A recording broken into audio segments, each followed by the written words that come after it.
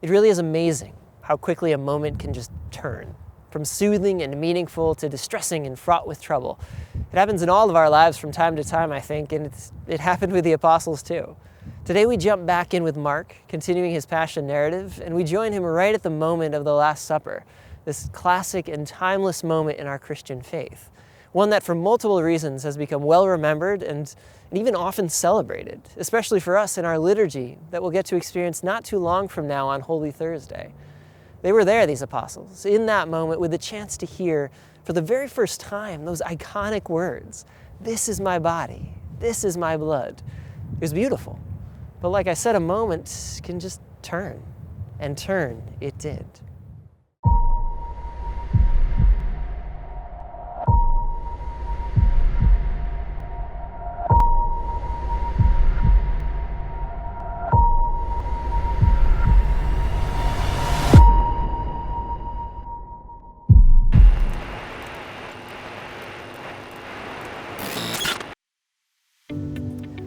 But we shouldn't jump too quickly to that unfortunate shift, because this Last Supper act by Jesus really was, or is, huge.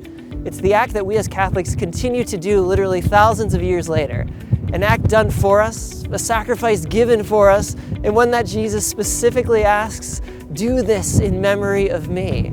Now, it's true that to flesh out this whole story, the story of that occasion, it's really helpful to grab some additional details from the writings of Paul and from the Gospel of Luke. But even in Mark's version, you get the idea of what Jesus is placing before them, the sacrifice he's describing, the things that will happen to him. It's the sacrifice we briefly mentioned last video as we dashed through this idea of Jesus as the new sacrificial lamb. And once again here, we're driven right into that kind of imagery. But what's interesting about it is that you don't get the strong notion from the text that the apostles and those in that room were horrendously distraught or anything like that. You get no mention that these apostles were hysterical around what was being said. Instead, as Jesus guides them through this moment, there's almost a calm about it.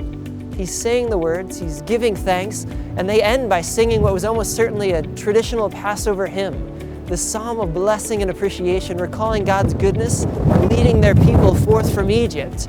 Now maybe it's just me, but I don't really read this as a sad moment or a deeply troubled one.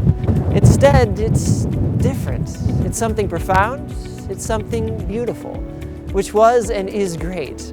But like I said, it really is amazing how quickly a moment can turn. For then Jesus said to them, "All of you will have your faith shaken." And it just all changes. From peace to panic, from concurring to contradicting, they go from this calm, immortalized moment experiencing the very institution of the Eucharist itself to just being alarmed and worried and going against what Jesus is saying, vehemently objecting, as the text says. And sure, we might try to say, of course they're objecting. Of course it goes bad. Jesus is telling them that their faith is going to be shaken. They're going to scatter. Peter the rock himself will deny Jesus 3 times. You know, these are his friends, his followers. How could they not object to that stuff? Well, yeah, maybe. Except that it misses one hugely important thing. This is Jesus who's telling them these things.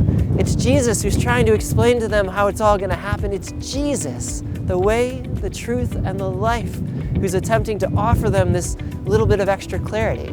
That, yeah, it's going to go badly for a second, but then I'll be back. Then we'll be back together. And I suppose it's possible that if they had heard, like really heard what he was trying to tell them, that the next couple of days might have been a little easier for them to handle. Maybe not. I mean, they still had to witness everything that was about to happen. But if they had grasped even a tiny bit more of these words that Jesus offered in this moment, maybe. Because there's no doubt that the worst thing we can do, especially in moments when we're faced with bad news, is to stop listening or to turn away from God. Because when we do that, when we ignore or debate or contradict the way and the word of Jesus, things just don't go well. They can't go well. I mean, the apostles, and especially Peter, they pull an almost instantaneous 180 here. Things were good. They were in this Last Supper moment with him hanging on his every word. And then, well, they stopped doing that. They got flustered, they got nervous, they got a little prideful maybe. Deny you? Not a chance, not me. When it started to get a little complicated, a little thorny, a little more difficult, they stopped listening to the guidance and the truth of Jesus. They tried to take the moment into their own hands, and well, things just went a bit off the rails.